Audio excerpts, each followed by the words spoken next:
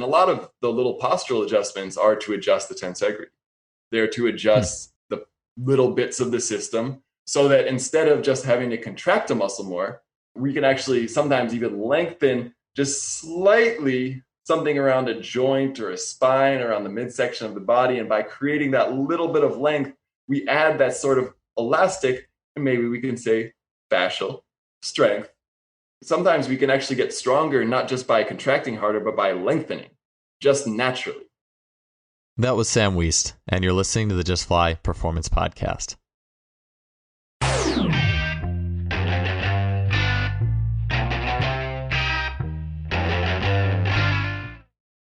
Before we get to the show today, I wanted to mention a really cool item that is available now from our sponsor, simplyfaster.com, in their store. That item is Exogen Premium Wearable Resistance. Exogen is a series of tight-fitting sleeves along with uniquely shaped fusiform weights that strap directly onto those sleeves. So what I mean is you can have shin sleeves, arm sleeves, shorts, and a vest, and you can strap these uniquely fusiform shaped weights. They're light in nature, 100, 200 grams, that strap on in a way that allows you not only to resist movement very specifically, but also add fine-tuned elements of rotation to that resistance. So this is the next level of wearable resistance. You may have heard this from back long ago on the show, Hank Kreinhoff talking about it, to recently Chris Korfist, sprint coach, talking about it. This is the next level in premium wearable resistance. I've used it myself. I love it. I love not only the way it feels and the way you feel form and technique change. It's like combining technique with power. And so often we just think about weighted vests as just pure force, pure downward gravity loaded resistance. This is the ultimate combination of technique with power, and it shows up in things like Chris Korfist being able to take time off an athlete's 10-meter fly by putting the sleeves just on one side of the body, an ipsilateral resistance. We're using the body's own systems, fine-tuning it, and that's what this does. It allows you as the coach or an athlete to create, explore, and fine-tune the way that the resistance is rotationally impacting the body. This is next level stuff, and I know you'll love it. So you can check that out in the Simply Faster store. Head on over to simplyfaster.com. That's simply with an I, faster.com, and get your Exogen gear today. Welcome to another show. It's always fun to talk about exercises and sets and reps, and I guess you could say the more quantifiable elements of the field, looking at athletes and assigning them training modalities from a quantified perspective. I think that forms a very large portion of what we look at when we often look at training. The other side of things, the timing of an athlete's movement, their fluidity, their interaction with their environment, their posture, and how they can move themselves in space from a qualitative perspective.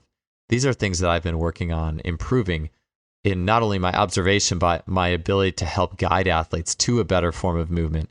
And that's been more important to me in my latter years as a coach. I really enjoy how the two elements can really help each other and work together. For me, I love the idea of improving the movement quality first, and building a base of not only technique, but also fluid movement style and how to move well, and then putting power on top of that and bringing in a lot of those, well, having them all the way through, but more of the quantitative methods. This idea has led me to conversations with many coaches. The quality of athletic movement is something I'm innately terrible at figuring out. I've had to rely heavily on many experts to become better at this. And one of the people who I think does a fantastic job of blending East with West is our guest today, Sam Wuest. Sam is the head coach and manager of Intention Athletic Club based out of South Florida. Sam is a licensed acupuncturist, a former collegiate track and field coach who specializes in the jumping events.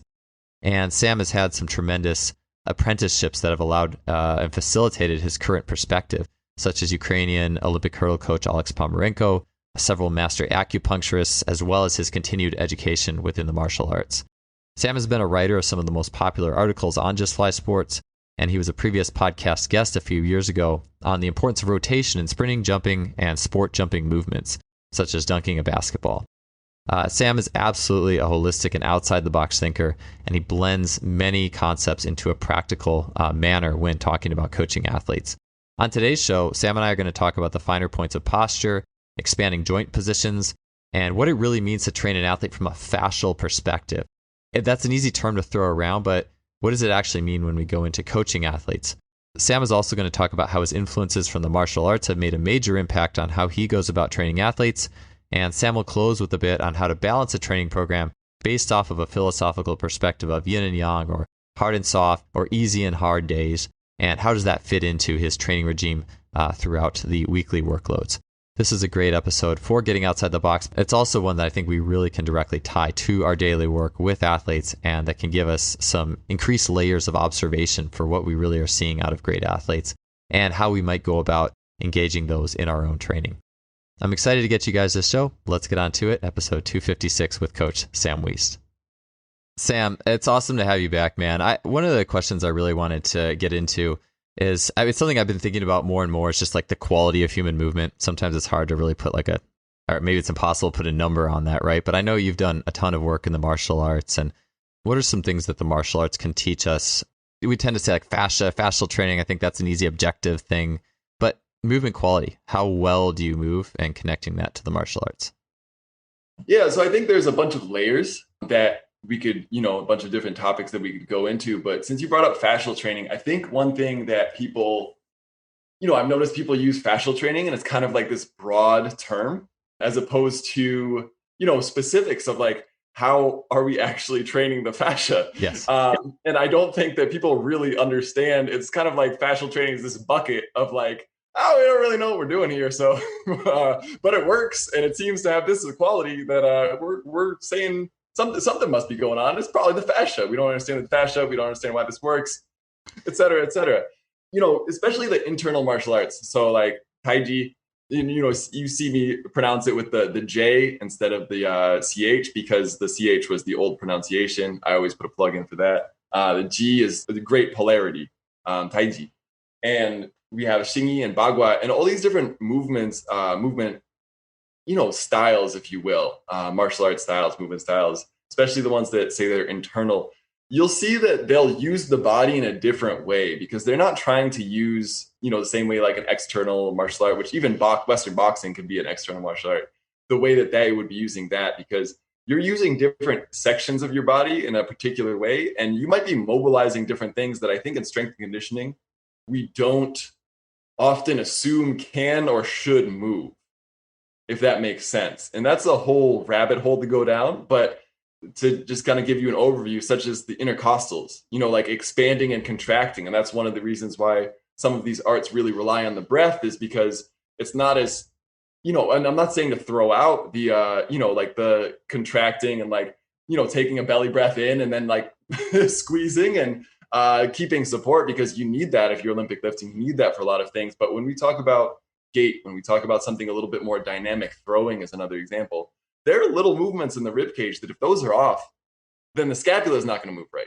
If those are off, then, then the shoulder, the glenohumeral joint is not going to feel right, or the elbow or something else, or you're not going to be able to recruit the right muscles.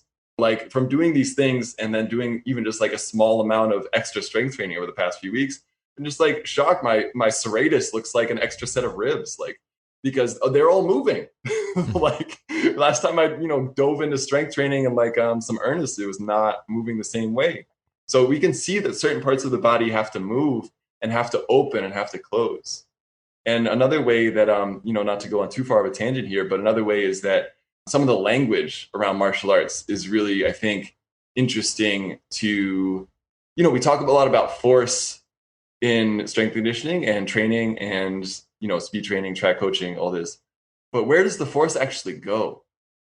And it seems really fluffy, I think, at first, some of these like Chinese martial art terms where you're kind of describing this is a drilling force and this is the chopping force, or this is and it's like, these are all little nuanced ways to describe these pathways of, we might even say pathways of energy. But if you want to deconstruct that, there's still a very physical, very grounded movement of these energies. And it's just an easier way because there's so many different little things coordinating together. It's almost easier to put an image on it, to put, kind of like a almost poetic word is almost a better teaching tool sometimes than like all the nitty gritty. You see a trend now in PT is to do all these little slow, and I'm not against PT. I'm not talking badly about anybody, but do all these slow movements where you're kind of just like, okay, now bring this part of the rib cage down, then open this part of the shoulder, like you're doing all these little things and you kind of have to like walk somebody through it. And could some of those things be accomplished with an image or with a specific task or with a specific drill that may be a little less conventional? At least some of those things could, I'm sure. Yeah, I know when Nick Winkelman was on, he was talking about the power of just using like images or like I want to say similes. The exact word he used, I don't know why it's escaping me, but basically creating an image of something, an analogy. There it is. Okay. Yeah, so an analogy versus an internal or external cue because of the way the body's language responds to that and just how integrated it is. It's interesting you brought up fascia. I mean, I guess I'm the first person who said it, but I think even the language, why do we say fascia? It's almost like when we're talking about anything elastic or regarding maybe like the feet or being bouncy, we like to say fascia. But I always feel like, well, you can't lift weights without using the fascia. It's not like the fascia just drops out if I'm doing an arm curl. Like it was Christian Thibodeau who was talking about some strongman, Canadian strongman who like did all these crazy feats. I think he like climbed the telephone pole with a horse on his back or something. I'm sure the telephone pole had little, pegs to climb up, but all these crazy, and that's what everyone did back in the day. But after he, I guess, passed away or something, they checked his tendons and his tendons were like insanely big and strong, as were his muscles. But I feel like you can't exert a large force without something else grow. Like the connective tissue has to grow too on some level. But I do think that maybe when people are talking about the fascia, I think they're more getting as to like the interconnectedness of the body, the way that the fascia connects everything, and the feet are going to impact the way the core receives the force and the way the force spirals up. And I'm sure it probably is getting developed differently in more elastic movement, I would imagine. But again, like you said, we don't know. It's kind of this term that we can utilize. And I think there's a lot that we really don't know about that exactly what's going on. And you brought up an interesting term of kind of tendon strength. So that's another thing we talk about in martial arts sometimes. And what that can mean, there's a few different things that most of these things can mean. One of the things that it can mean is adjusting, and when we talk about the fascia, it's adjusting one area of the body to check the tissue length in the other area of the body. So when we talk about tendon strength versus maybe muscle strength, we're talking about adjusting, big muscle strength in the gym. Usually, if you see a bodybuilder, they have quite big biceps, but their biceps are not big all the way through the upper arm.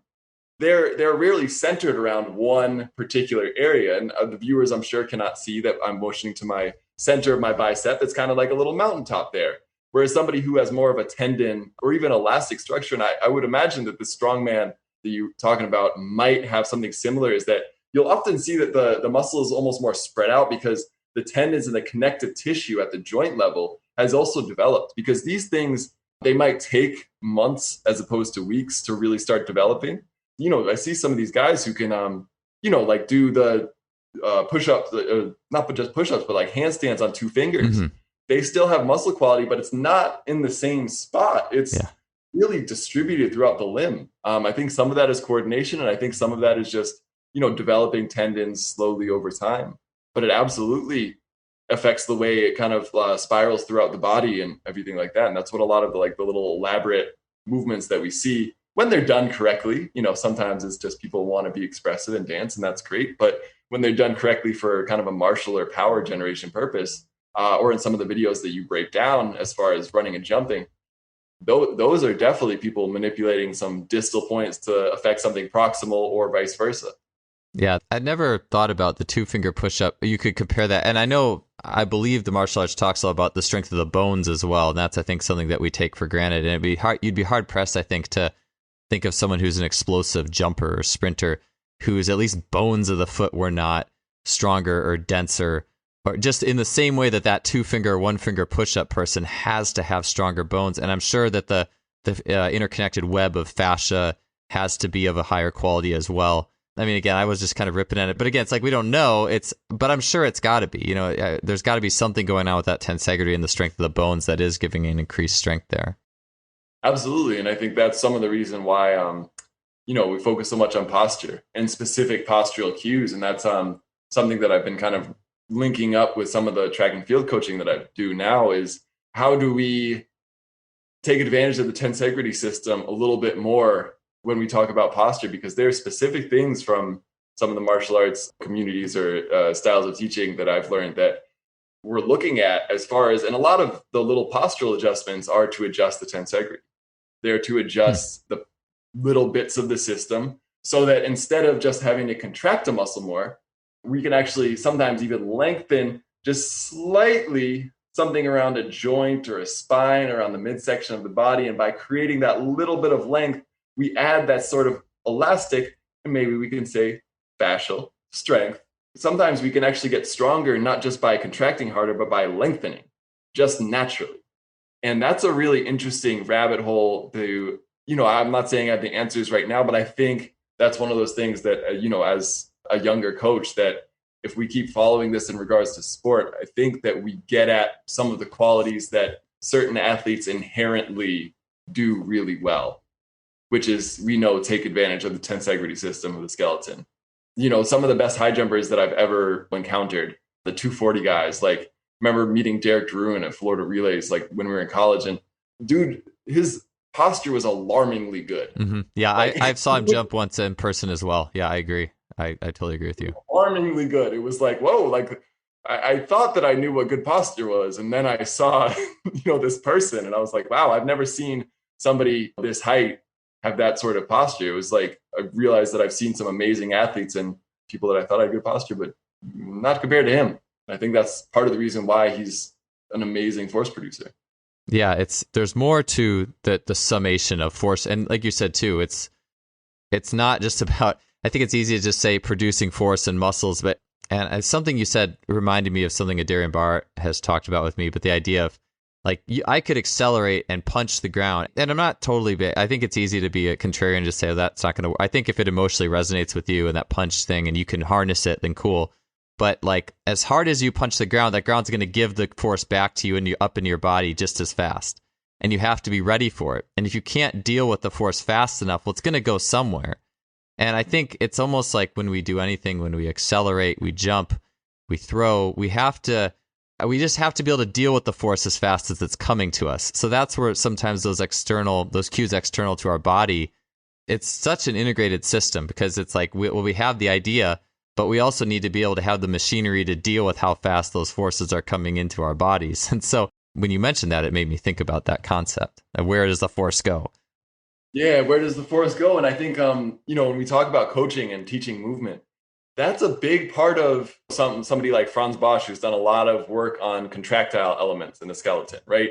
He's talked about like hip lock. He'll talk about his thing, obviously, like the calf in particular. And the research, because I don't think you can do research if you're super duper nuanced. I think he's a more nuanced coach than even, some of his research would indicate, just because I think it would be too much of a headache otherwise. But the research is just like, you hold this part of the body tight and better things are going to happen for you. Or you just move in this pattern and something's going to, and that's just rerouting force throughout the body. And, not to go in too many specifics, because I think I'd need a demonstration for that. But there are certain things, if you contract at the wrong time or relax at the wrong time, you're going to be in a whole world of trouble. And even sometimes if you contract and stiffen versus contract and kind of fluidly move, you're also in this kind of strange state. And so I remember there was that study the Russians did a while back that was like on the differences of kind of movement quality. And I hope I'm not misquoting this because I don't have the study in front of me. But I remember their takeaway was that their top athletes were not better force producers, more powerful, stronger, or even, faster in terms of moving their limbs. It was the transition from contraction to relaxation. That was the biggest indicator of who was elite and who was sub-elite. And we're not talking about, like any average Joe sub-elite. We're talking about somebody who's, maybe a 26-foot long jumper. Like that sort of that sort of sub-elite versus somebody who can jump, 27, 28 or higher. So if we're looking at that, I think we start to think about, okay, figuring out when do we contract certain joints? Because if we walk around, sprinters don't keep their feet tensed as hard as they can every step, but when do they turn on that contraction? Timing is a huge thing in jumping. When do you finish? Every coach I hear to meet, drive the knee. When do you stop the knee though? That's the thing that actually gives you lift. The drive doesn't give you anything. At one point during the swing, is it supposed to stop? Is it when it's parallel to the ground, higher, lower? And also, when are you supposed to finish the jump, and in relation to the knee? If you're not actually, don't actually do that, then it also just throws off your timing. The best jumpers in the world have amazing timing. It's not just about force production in some sort of vacuum or positions. It's like, yeah, they do them together. And even somebody who will do those things in concert reasonably well, maybe like a B grade, will beat someone with perfect, A grade mechanics, if you will, and poor timing every time. Yeah, the thought that pops into my head is with the coaches, and it's a lot of coaches who will be like, drive your knee, lift your knees, finish here. It's almost like end position-itis. And within that, you absolve yourself of all the timing that goes into the process. And to me, it's like where you make your money. I mean, it is like the research, it's in the book Speed Strength. I had highlighted it, but I think Robbie Burke talked about this on his podcast. Maybe that's where I got it. But the idea that if we took all the muscles out of the body and built just like a spring mass model based off of bones and tendons, and we didn't have to deal with muscles, I don't know where you're going to get the propulsion for this. I don't know how they figured that out, but without that muscle mass in the way, and it was just the system moving, you would have a speed potential, I think was 20 or 30% higher. And so to me, it just really highlights the idea of positions and reducing the noise and maximizing the timing and things like that. And so I totally agree with you there. I did want to circle back quickly, and I wanted to talk about posture and the long spine. This is where maybe the martial arts, and then I've only done one session with the Alexander technique, but I've just had a lot of thoughts about, especially in the last 8 years, just about movement quality. Like what makes an elite athlete? And I'm sure you've seen it as well as anyone who's been around an elite level jumper, an elite level track, be it sprinter, jumper, triple jumper, whatever. Anyone who just manages force and energy extremely well is they almost have like a different movement quality about them.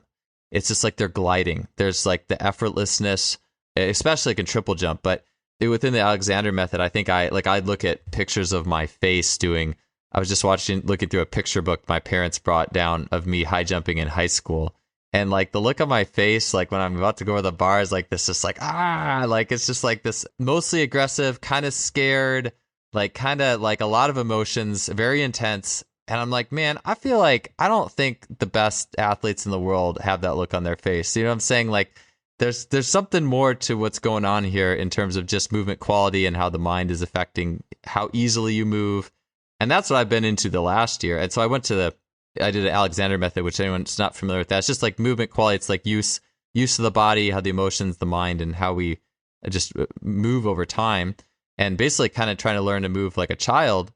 And the teacher was saying that we do operate best with a long spine. And I think if I watch my kids and I just see how their posture is so good, and it's like when I'm starting to kind of watch it and wait and see when does it start to deteriorate and why and all that. But that just made me think of that with the long spine. And so I'm just curious that you would maybe elaborate on that a little more. Is there any things that you have taken from like a martial arts practice that you integrate into practice with like a spinal elongation? Or you had mentioned like different ways you can align increases in the tensegrity. And I totally felt that when I was doing that session too. Like the teacher who is so good at this, she's just like kind of, poking me or like light touches here and there. And before I know it, I feel like my spine is like stacking up taller and taller and taller. And yet in so many athletic performance programs, what do we just get? We just get more compressed and compressed and compressed. And I don't have anything wrong with heavy lifting, but we just never look at it the other way. And so anyways, I'm done my rambling here. I'd like to ask you, is there anything from that realm that has worked its way into practice, or how do you address that and talk to athletes on that regard? Rant. So I'm not going to interrupt. Yeah. So I think you hit on a lot of good points. One that I'll touch base on quickly is the compression load from lifting. I think there's a couple things going on there. One, we need it to a certain extent for performance athletes because it just mobilizes a lot of tissue at once, and it gives a huge hormonal boost that I just don't, without short of taking drugs or some other things like heavy lifting. That's kind of, I see it as like a performance enhancer more than even training sometimes, just because from that perspective. But I remember, I think it was Dan Paff at some point was saying, or maybe it was Greg Rutherford through Dan Paff. But anyways, when they were working together, you would see Greg Rutherford doing a lot of certain mobility drills to open up his SI because that's what they thought was really getting locked up from the squats. And that will shorten your stride, and then you think about where the hamstring starts to really attach and some of the fascial kind of alignments of that. And it does go up into the sacrum. So if those things are kind of shut off, we do, just to, touch base briefly, we do definitely need to address that. If we're going to close an area, we got to open it back up, or else we're sending kids to the to the graveyard a little bit when they go out there. And it may not catch up with them at first, but I think that's one of the reasons why when I look at, my own sporting career and when I was competing in college 10 plus years ago, who is still competing? Who went to a program that the more lift dominant programs seem to have the folks that started to stack up injuries, even if they weren't in the spine. Yes. I don't think it's just the lifting. I think it's maybe something of the mentality, but also I think it has a lot to do with the fact that there aren't that many ways that people have in their standard coaching toolbox or strength conditioning toolbox to really open that up, because like everybody knows how to compress something. Yes. You just bring your hands together and you squish it, but like pulling it apart is a little bit more nuanced. And I'm sure you found that with the Alexander technique, is that there are a lot of these little nuances. So I absolutely do that. And I actually started to add separate sessions with my athletes at least once a week. And I kind of recommend doing them every day because they're really easy. And they're one of those exercises, the types of exercises that give you more than they take. So like, you could do these things literally all day long, and you could work on your posture, you could work on your standing, and you could work on some of these small movements that work on that kind of like fascial alignment, kind of like traction and release and these sort of things. And they give you more energy than you put out because they're very low energy, low cost exercises. And so I'll have athletes doing stuff that'll, like we'll start to feel, okay, if you turn your neck, adjusting that sort of posture so that it comes from the center of your body. And that if I flex my neck forward, how do you traction that so that we're actually lifting all the way down through the sacrum? And we're actually getting that whole thing to work together. And that's kind of like a nuance, that I've gotten from a lot of these little martial art drills and sequences and all that. And just kind of like, you just practice a lot and you start to, there's not a lot of other distraction. It's like you either find it or you don't, or you just space out. So it's supposed to be kind of a meditation movement discovery sort of tool to some extent, the way it's taught in a non-fighting context a lot of times. So we do a lot of different things where we find different parts of the hip joint in certain ways.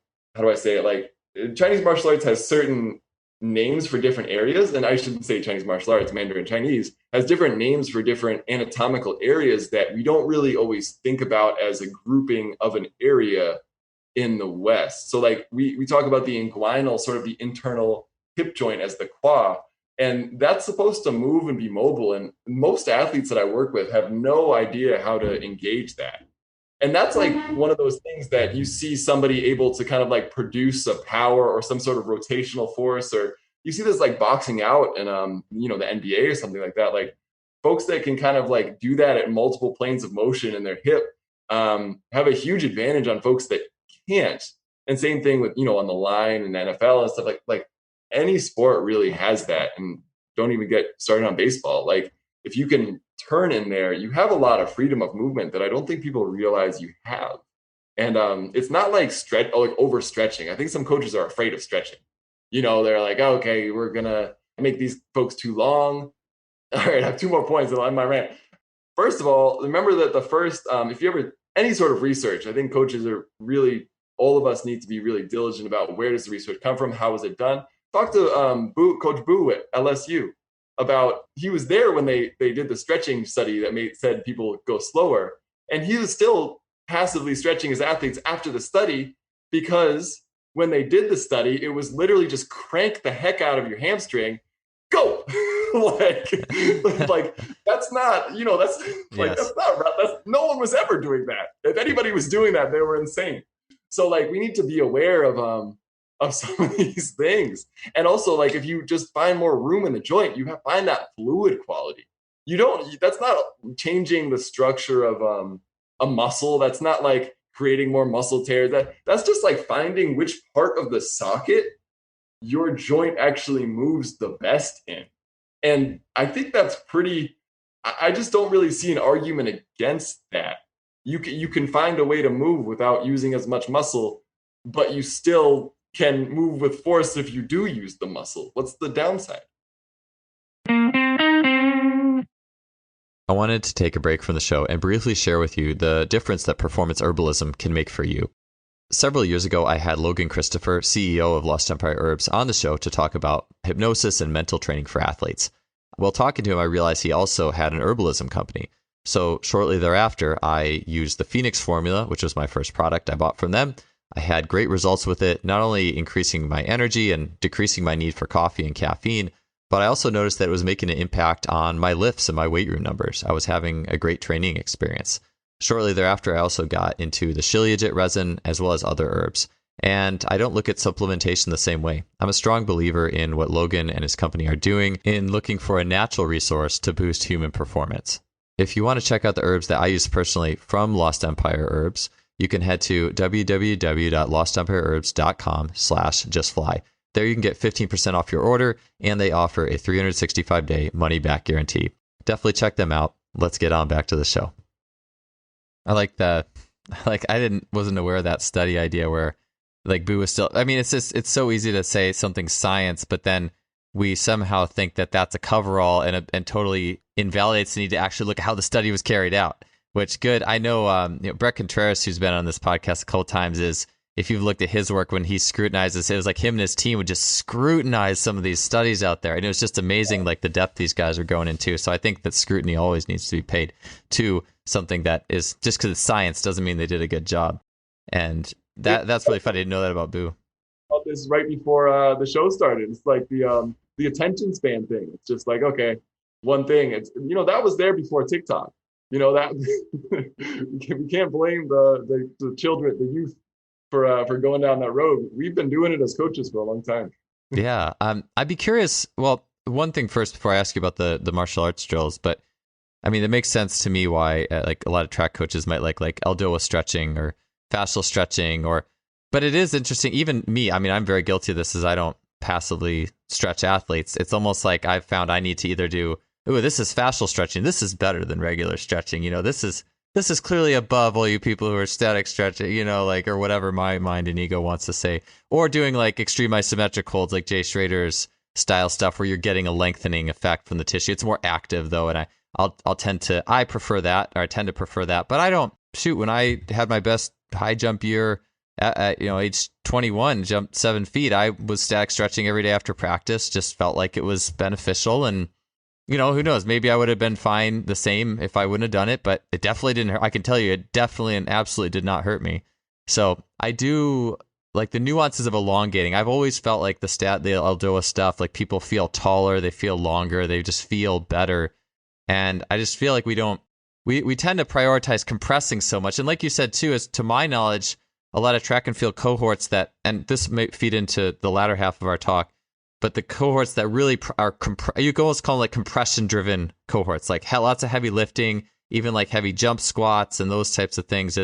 Yes, that stuff can get you results. It's like nitrous oxide, but you're also like, it's like you also have like a bomb in your car, kind of, and those groups oftentimes do have a lot of injuries, and so and even potentially like earlier ceilings and whatnot in careers and stuff like that. A lot of nerves come from the spine, so we think about like. And from a therapy perspective, we do see a lot of injuries where we wouldn't say there's a pathological, if you go to the doctor, they're not going to diagnose you with a nerve condition. But we do often see that, like the part of the vertebrae that lines up with your distal injury, like it might be a little bit more closed, that place. There might be a little bit more pressure on the nerve. And, I always wonder, and this is more of like still a spitballing sort of stage here, is like, does that small amount of compression kind of limit some sort of connection with the area and have some sort of connection with the injury, right? Because I see what you're saying. Like those programs, the compression heavy programs, like it's not just spinal stuff. There's distal stuff that shows up too. Yeah, it could be all the joint spaces. I don't think it's hard to exactly say, right? Like as soon as you put a load on the body, like how is the body changing? Matt Cooper's talked about, who's been on this podcast, has talked about like the way the fascial tensegrity is going to, maybe instead of from the foot up, might start going top down, like where the bar sits on the back. I don't know. I think it's it's easy to maybe speculate. But I think what I do know is those programs they definitely tend to invite injury. And I think maybe part of it is just when you have that huge compressive load, the way your body has to deal with that bilaterally is just a different balance than what is needed to reciprocate and alternate. And the trick then is, well, how do I give athletes the enough compression to be that nitrous fuel that they need, and that's going to benefit them to their maximal potential? But then how do I re-expand and let everything kind of go back, and then have periods of the year where we aren't compressing people because it's like this constantly chasing the carrot. I got to keep PR on my lifts. I got to keep getting, that too. And that almost, it's a whole mentality. No, I think that's just a huge part of coaching that I think is often overlooked, is like, yeah, there are certain times of the year where we really don't want to do that. We should just get away from it. I remember, I know a few coaches who have talked about within track and field, who've talked about, yeah, like specifically in high jump where you don't want somebody to go as fast, that part of the year where they weren't squatting kids, they said, so-and-so's running too fast. His form is all out of whack. Like, he's not used to handling this sort of speed. Let's put him under a barbell a few days before the meet and make him slower. Interesting. And so like that actually is a way to make someone move slower. And that's sometimes what I'll do, sometimes unbeknownst to the person I'm working with, when I'm trying to work somebody back from an injury and I want them to go all out, is I'll do something, the days before in the warm up or something like that, it's gonna take a little juice out of the system. So they're going to feel 100%, but they're not actually going to be running as fast as they can. And so we can manipulate those things. But obviously, if we're looking for the opposite and we're just looking to run as fast as we can, that's the opposite point, is that maybe we shouldn't be doing that all year. Interesting. It almost makes me think, and this is me just speculating, but I think about, they talk about anterior chain dominant sprinters, or maybe just you call it sprinters who like to be on the ground longer, whatever, more muscular driven sprint type folk. They need to squat like every 10 days or they kind of lose it. And maybe that is tone in the anterior chain, but maybe it also is like, just if they don't get that, maybe they're not on the ground as long as they need to be. I don't know. I just think there's interesting that I never heard it put that way before. That's a really interesting concept, but it does make sense to me. Because it's just like how fast is the force coming back to you, working timing. And I've heard that the idea that just squatting really, I think it might've been like Sparta science or something. It said something like, it just helps you to hold on to force longer. And that's how they were registering on the force plate. But just doing squats helps me to hold on to force longer. So like a standing vertical jump is the prime example of where I need to hold on to force longer and to get to dig a little bit more and to be able to generate that from a standing position. Whereas it's kind of the opposite in some other elements. So yeah, it's a complex situation, but I'd never thought about it that way. Yeah, no, I think you're absolutely right. The sprinters might need to, be on the ground longer, and those folks may really need that. I think, to kind of bring it back to some of the movement pieces that we talked about too, is engaging kind of the interior of the body. We talk about a lot about anterior and posterior dominant athletes, and sometimes, to take it back, there was that Japanese study they did on their sprinters versus the Safa Pal, because the Safa was the show at the time. And they were like, our sprinters have bigger muscles everywhere except for the psoas muscle. And there's a lot of there was a big craze about the psoas for a little while, and it seems that it's kind of died down. I still sometimes hear it used as kind of like a checkle of this isn't happening, so it must be the psoas. Sort of like a same thing. I was, again, not trying to offend, but just kind of seeing fascial training lumped in. We don't really know what's going on. It's somewhere in here. It's probably this one, because that seems to usually be the problem. But, if we don't have alignment through the pelvis, we can't engage the psoas, and we can't force that with other muscle groups. And I think that's one of those things that, Be Activated and RPR get right, is that you can't force those muscles to work by just engaging other muscles. I think that you still need to learn that in an athletic context. But there are ways to engage posture without just throwing more tension on the system. And, that's partially like internal based cueing. And one thing that I think is really, we talk a lot about internal and external cueing. And I don't think the distinction is as clear cut as people make it out to be, because there's also imagery that will allow you to almost be thinking about your body parts and your limbs as if they are external even though they're on the inside of the body. Internal cueing, I think, when it gets a bad rap, it's like put your hand here and put your finger to 90, like stuff that doesn't make sense. But there's also a way of thinking about it like, okay, feel weight in your tailbone. Or like drop your chest and like physically, that's a big one in the strength conditioning world, I know. So like, drop your rib cage. But you can also do that without force. And you can set up efficiency that sometimes you don't need to use force when you thought you needed to use force, because your whole tensegrity structure can just deal with some of these forces because you're in the right spot to engage the elastic tissues. When I was doing my own training session today, it was kind of one of those, the Monday training session, I know a lot of times it's like high-powered nervous system day. For me, it's usually shake the rust off and kind of gear up for a good Tuesday type day. I program that for athletes a lot as well, but today I did a lot of, again, it's a coverall to say fascial. Just say like elastic work, like a lot of kind of high repetition, like, low end, like bounces, jumps, bounds, and just trying to feel things and learn things in a new way, which is, I guess, typical Monday, or pairing it with a long, today I actually paired the bounds with longer low knee sprints and just trying to see how those mix and match. But I was doing, to warm up, I was doing like a lot of foot stuff and a lot of the hyper arch hop that Chongji, who's been on the show, talks about. Basically, it's like a 2-leg hop where you are squatted about a quarter of the way down and balls of the feet. And I was actually noticing my pelvic floor and how the guts, there's been people on this show talking about how the guts and the organs will bounce off the pelvic floor. And just noticed how when I do that hop and I internally rotate my legs on its own, I just noticed that pelvic floor is tight. It's like a drum, and it's trying to be a tight drum, so the pelvic floor can't bounce very far. And then if I let it go, everything just kind of loses quality. But if you watch me from the outside, you would have no idea what I'm doing. You would have absolutely no idea.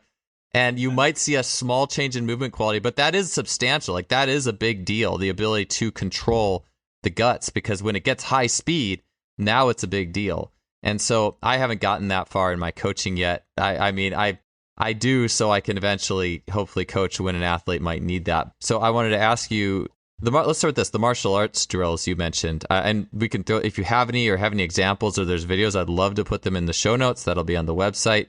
But without, obviously, a video, but the best you could describe some of these drills. Because we've talked a lot about it in the alignment, and I know something like the Alexander technique would be like impossible I couldn't explain anything that this practitioner was doing to me to help me stand up taller, just touching the right parts of my spine and back to give me sensation there.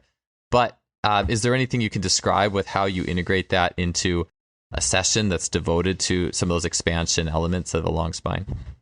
I think that you're on the right track with what you're doing as far as feeling the connection. That is a fascial connection from the arch to the pelvic floor, which is one that certain styles of martial arts, and again, some things that I integrate into my own coaching are things that I'm pretty well versed in because I've practiced them for a long time. And some things are things that I've just, seen from another school and been like, that is what I've been looking for to create that sort of quality, or like, this person needs that. And I keep seeing this type of person. So there's definitely a style of Tai Chi that will literally do that and sort of, connect the pelvic floor and the arch. And that's a big part of how they strike. But there's also, when we talk about the tensegrity structure, that's a whole system, right? Like, it really is, it's everything that's could possibly be a part of your physical being, right? So there are ways that you can kind of adjust your head posture where you'll also lift up the pelvic floor without having to do anything else. And so those sort of little things, and one of my main things that I'll have folks do is I'll either start or end, but I've tended towards starting recently, these sort of like restorative. And again, like, I'll throw a bunch of other things in there. It's not maybe just one thing. We might be doing some stuff that looks like fascial stretching or something else too, or maybe even a circuit or, something like basic to warm up. But that part of the program, I might even start with just like standing posture. We do a lot of standing meditation, a lot of the internal martial arts styles. And so one of the reasons that we do that is to kind of build these internal connections and let these parts of our soft tissue, parts of our fascial system, if you will, or really just everything that's working together, helping that to just kind of like knit together in a certain way. And so just having that intention sometimes is enough to really start to get somewhere. And I think it's difficult because it's difficult to deconstruct for the reason that you mentioned, that is, if you watch somebody who's doing these things, they're not going to look much different from somebody who's not. These sort of internal sort of contractions or, pretensions, rotations, these sort of things. They're not going to look much different, if at all.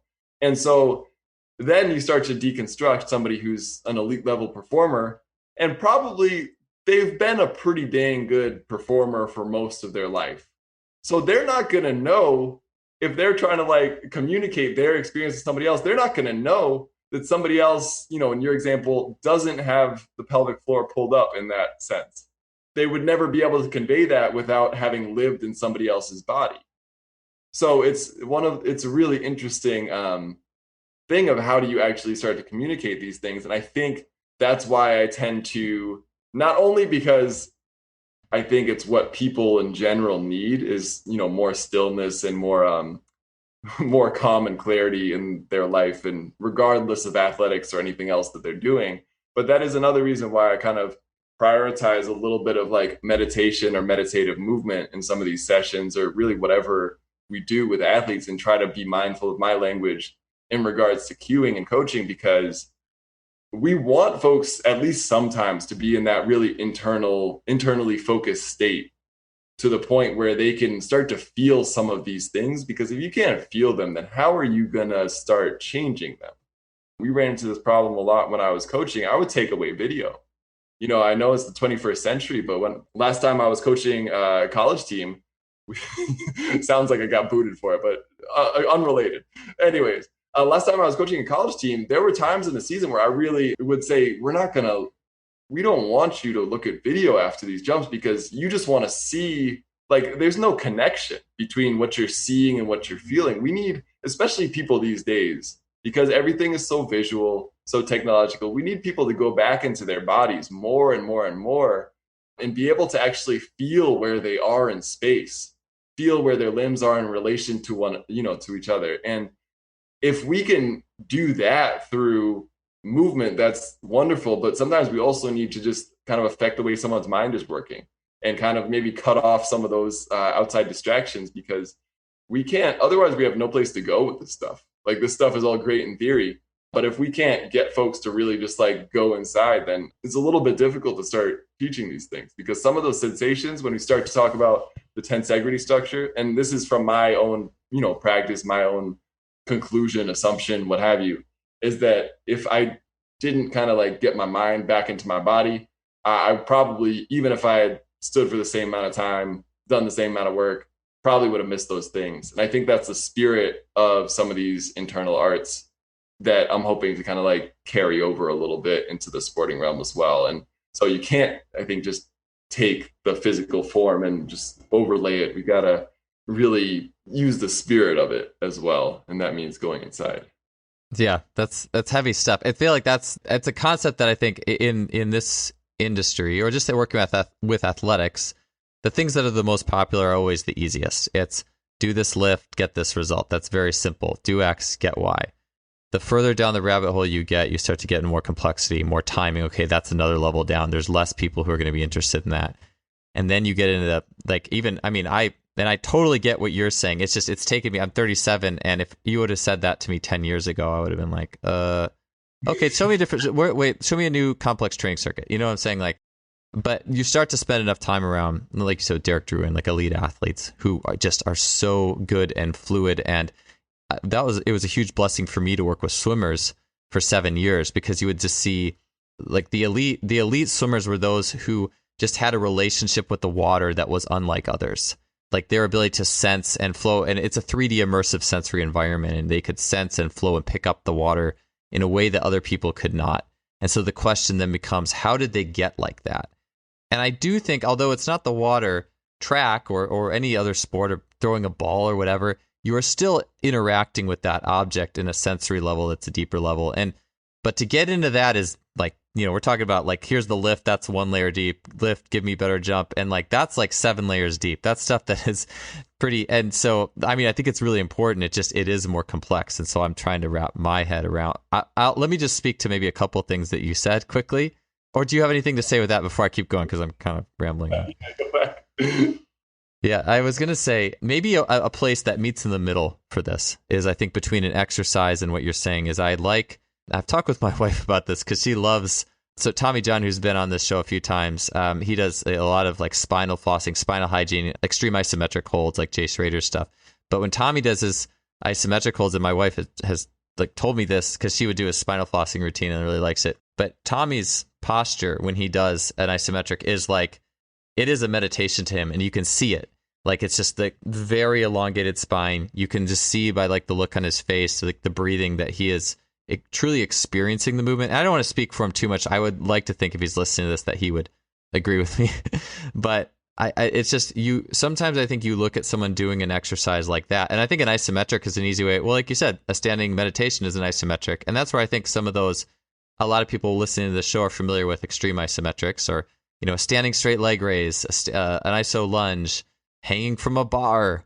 Alex Lee, actually, who wrote an article on hanging and how good it was, he speaks of hanging from a bar as a meditation to him. And so I think that, yeah, and the breathing is an important part of those extreme isos. It's through the nose, 4 seconds in, 8 seconds out. And I try to tell, when I watch athletes do it, working with younger athletes now, and I see a lot of really bad postures, and I try to like use the imagery or the allegories to say, like, be like Superman or Superwoman, or you're trying to get these kids fired up to have something internal change, right? Like, that's not just do the exercise. And that's where I think, I do think, and I think a lot of people listening to this do use those isometrics. So maybe that's a place that we all can connect and say, okay, like, maybe let's look for something more that's happening internally when we're doing these things. Yeah, it's not one or the other, like it's, that's definitely like, yeah, I feel like the next step from like a stillness based calm sort of exercise is to be doing something where you can have a little bit more stillness than you would be when you're, on a basketball court chasing down a loose ball. Just kind of giving people the opportunity to go inside a little bit, giving people the opportunity maybe in a warm up to take a moment where there's not music blasting or something like that, and just kind of get back in their own skin. But absolutely, isometrics are a place that you can start to play around with some of these tensegrity relationships too. Even maybe it's out of favor. I check the internet now and then. Sometimes it's in favor, sometimes it's not in favor, sometimes it's rotation, sometimes it's anti-rotation. But core training, whatever, you could do a plank like that.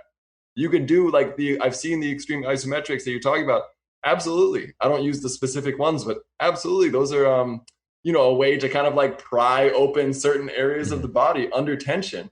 And they're wonderful for that, because to some extent, like if you just have that sort of tension and you just kind of keep it around as you go through these motions, things will change, and things will change pretty rapidly.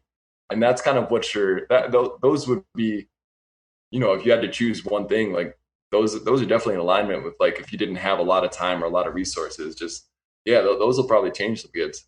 Yeah, I know it's a complex topic, especially having dug into it with like the swim coaches, and like what you said too, with the sensory really preceding people who just have to see things, like people who, it's almost like we've taught not to go internal. And it's fortunate that things like Headspace are becoming more, and Calm, these are becoming more popular, more commonplace.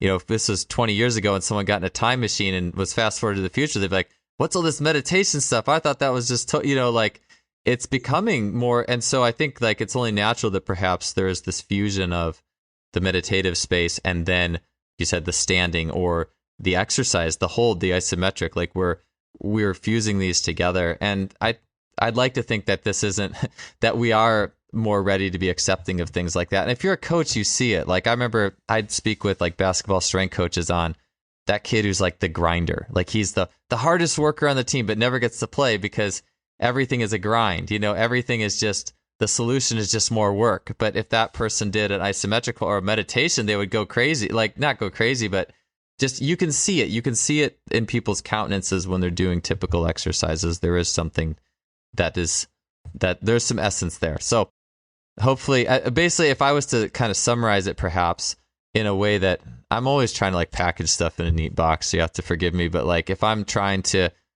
kind of do some of these things in a program practically, maybe I'll say a little bit like of how I would approach this is, yes, you can use like the isometrics and treating that as a meditation, doing like fascial stretching, Aldoa stretching, spending time, taking time to expand. I feel like I had one other thing in there, but if you have a martial arts video, I'd love to throw it in the show notes too.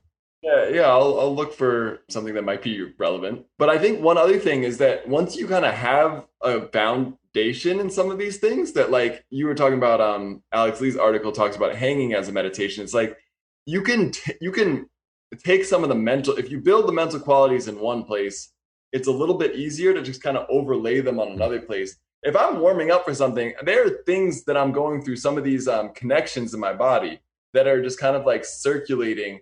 I'm not in a still space at all, but I'm still doing that. Like I'm still going through the same sort of postural principles. I'm still going through the same sections of my body, finding the same alignments, finding the same connections of tissue that I would be if I was standing there. And so I think like that's some of just the language, and then also as far as coaching, the intention of what you're doing. And I think having athletes be really aware of like which part is the intention of this versus that.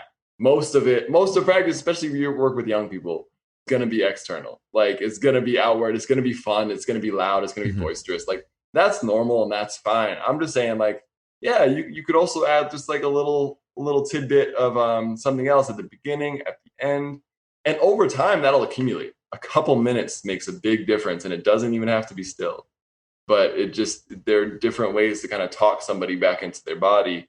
You mentioned the apps. That's all an app does. An app can't do anything else for you except for you listen to it, right? So that's the only thing it can do for you. And as a coach, you can do something similar. It helps if you have the background in it. You mentioned 20 years ago bristling at it.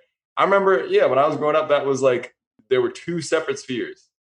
Like it's like, oh, like you're an athlete, or you're, like, what are you, A like a free? yogi in a cave or something, right? Yeah, like, are you doing yoga? And then all of a sudden it was like, oh, NFL guys that were hurt for a while started doing some yoga, and people kind of got open to it. Acupuncture is obviously like a lot of people in pro sports get acupuncture, get cupping, get Chinese medicine because it works. Like, and the same thing goes for some of these kind of like softer restorative sort of techniques that you can do for yourself. Another category of exercises that I think, I don't know if I brought up yet, but you can get into some of the same mobility type of exercises that I would give somebody as a therapist for yourself, and not in like just a Kelly Starrett way, but which is great. I'm not knocking that at all. But you can also just kind of like move joints in circles in different ways and kind of figure eight them.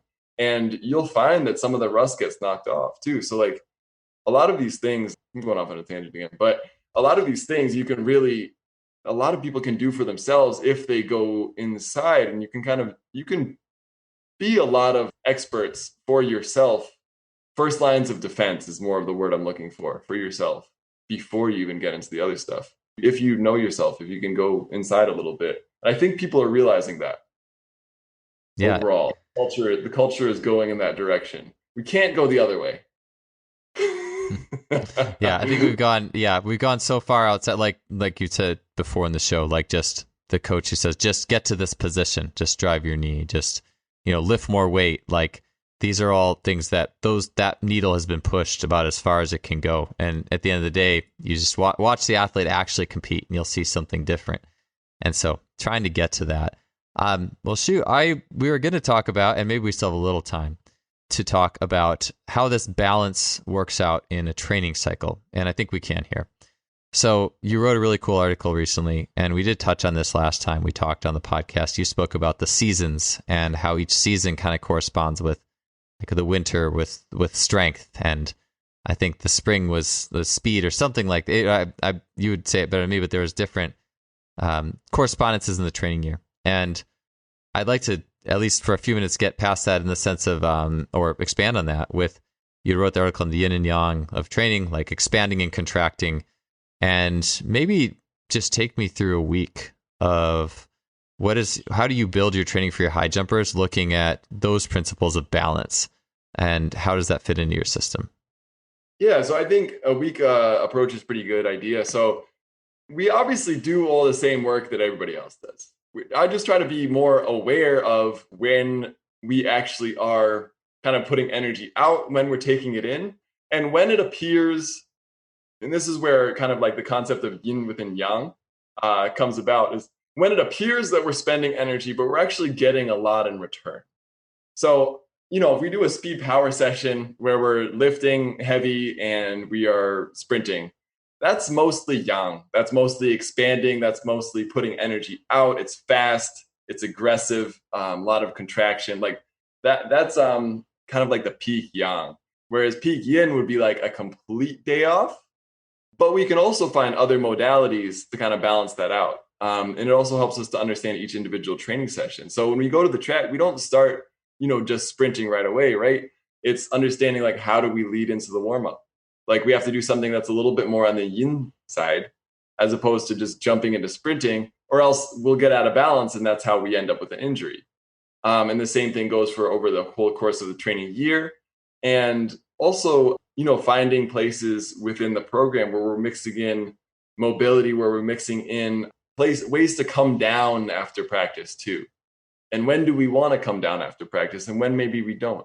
After kind of a circuit day, after a day that we've got a lot of lactic buildup, we should probably come down after that. We've got a lot of things in our body that we want to flush out, we want to move around.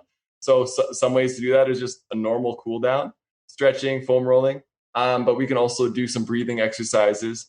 We can also do some, sort of shaking type of exercises to kind of manipulate blood circulation within the body. And those are really interesting, kind of ways. I remember it seems to be in the Soviet training lexicon, and maybe not in the American one, but the idea of like, we know in America, we know in the Western world that blood goes somewhere and we get a pump when we work on a certain area of the body. I remember, but it was never explicit until I worked for a Ukrainian guy, Alex Ponomarenko. He's an amazing coach, an Olympic coach for Ukraine back in the day. And he was always kind of like looking at like, okay, we've got a lot of blood pooled up in this area at this point in the session. How do we balance that out? So how do we balance? And that's part of the reason why he would throw in certain like randomly push-ups at certain points of a workout or something like that. Because he was like, we got to get the body to bring some blood away. It's, we've done a lot of heavy lactic stuff in the legs. We need to bring it away from that area. The swinging, like kind of like loose swinging sort of stuff is a similar purpose, similar but different. And we can just kind of see how these things, balancing these things, I think it's sometimes easy in the short term to kind of forget about the restorative stuff, but that's what gives you longevity. If you don't have that stuff, you don't last very long. And then you also start to get tighter and you're more prone to injury. Like you're tighter, you're slower, you're more prone to injury. I can kind of build on that in the sense of, I think about swimming. I mean, it's really anything like playing a game of basketball. Is that what's going to impact you or hit you harder from a training perspective? Playing a few pickup games where there's a big diversity of movements, you're never digging too far. There's never probably, I guess you could say, blood pooling in any specific area, versus if I went and sprinted down the court as hard as I could 30 times and then jumped up as high as I could to try to touch the rim. Like I'm probably that's going to hit me a lot harder. I think about my time in swimming. I would see coach, like the beauty of swimming is you have 4 different strokes. You have backstroke, you have, freestyle. You could flip and use a completely different like set of patterns. And so I would see coaches who would see athletes be able to go faster in practice if they did like 4 backstroke 50s and then flip over and do a freestyle versus if they did all freestyles. So I most definitely understand that from that. That's interesting, like push-ups, like just to get the blood going in a different area using the different parts of the body. I'd never heard that, and it sounds really cool. Forms of yin and yang. So the article online talks a lot about training components, but this is more within the physical body, whereas yin and whereas yang.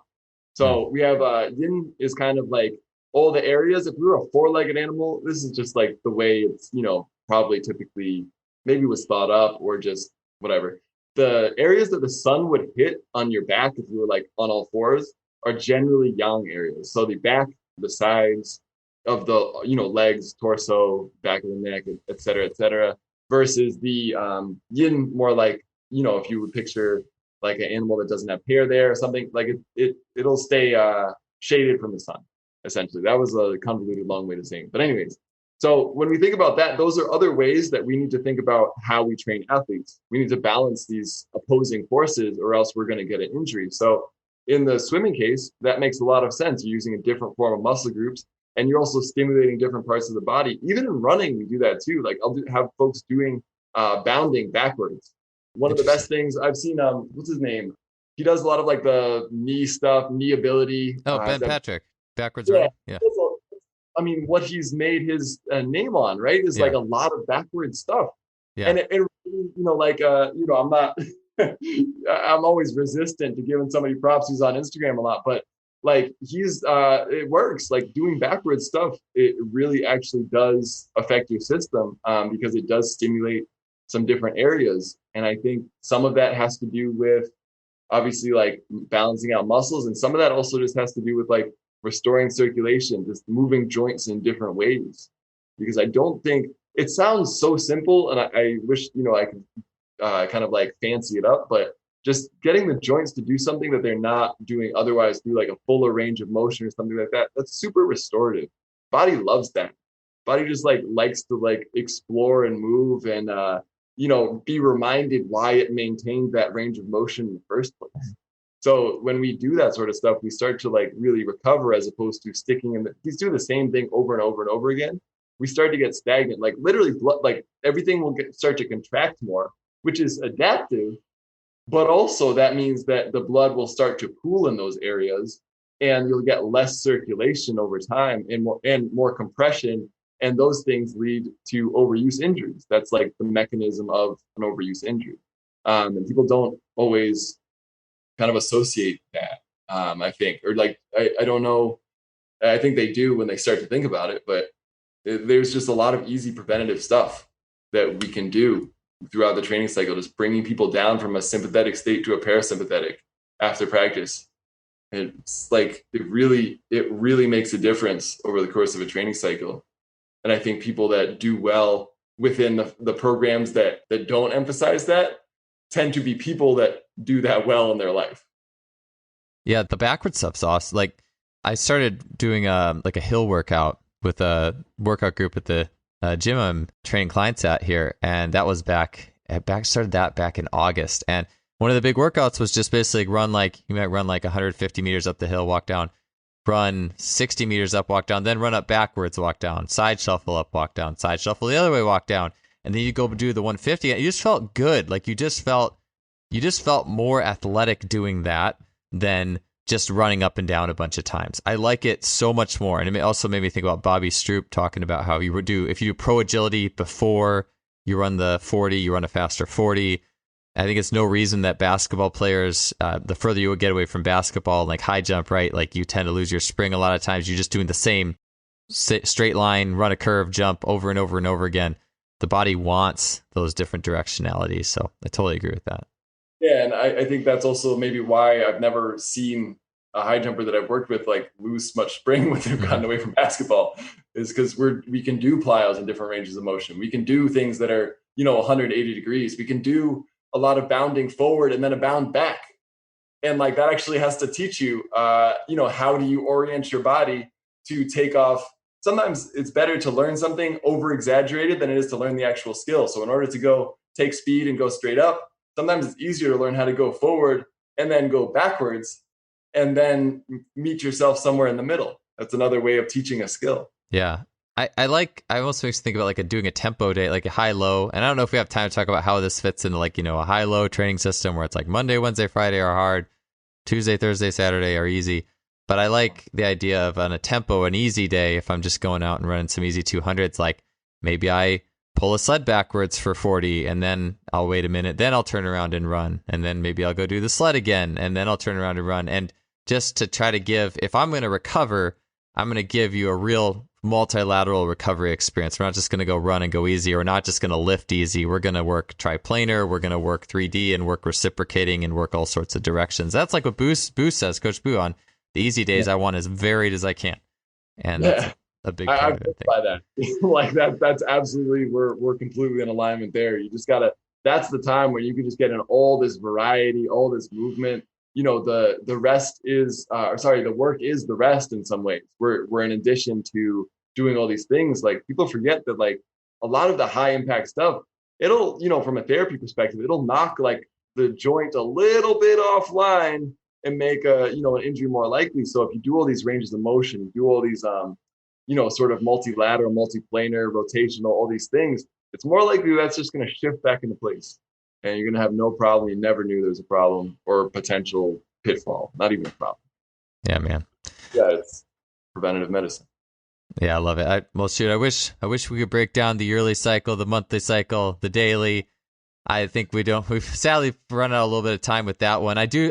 What you did say though, maybe I just touch on this, is you said finishing a day with a parasympathetic. So like, I think that's something that, people have their big day. It's French contrast day, or it's sprint, time your fly tens or whatever it is.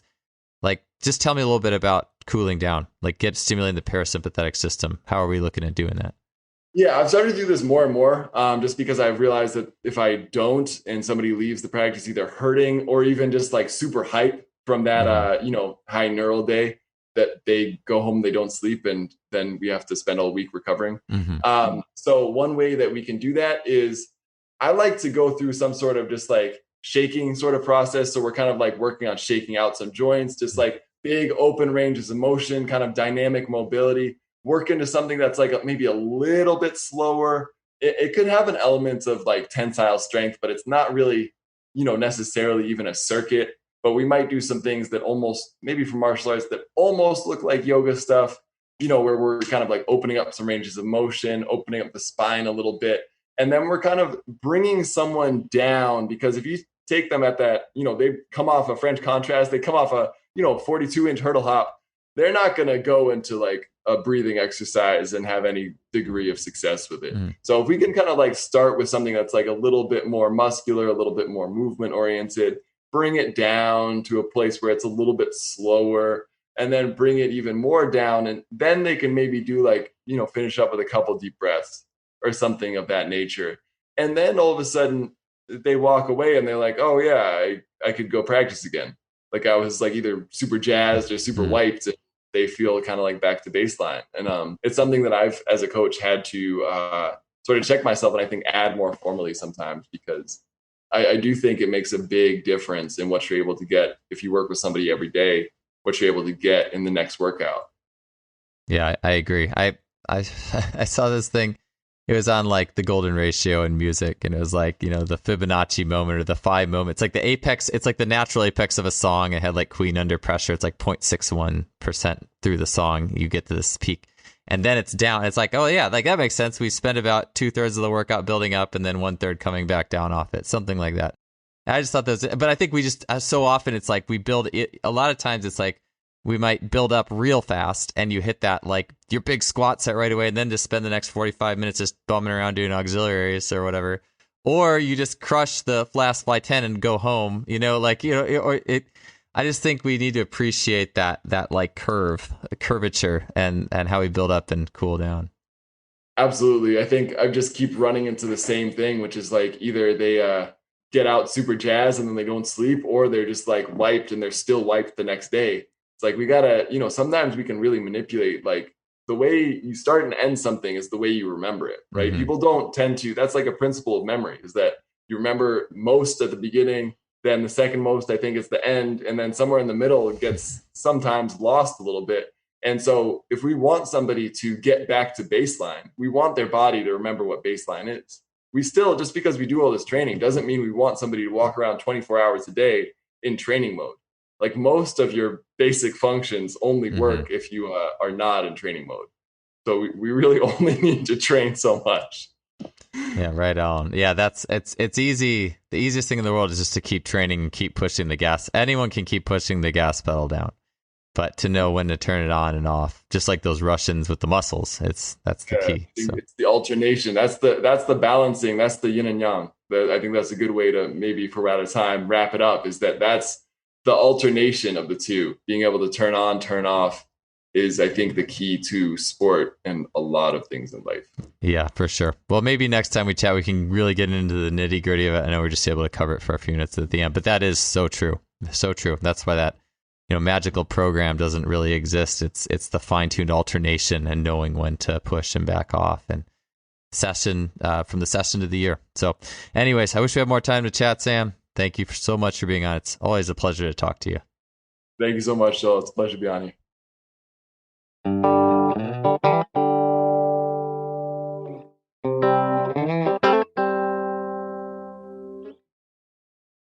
That wraps up another show. Thank you so much for being here with us. If you enjoy what we're doing, you can really help us out by leaving us a rating on whatever platform you're listening to the show on. So iTunes, Spotify. We would really appreciate you guys taking the time to leave a review, and we will see you all next week.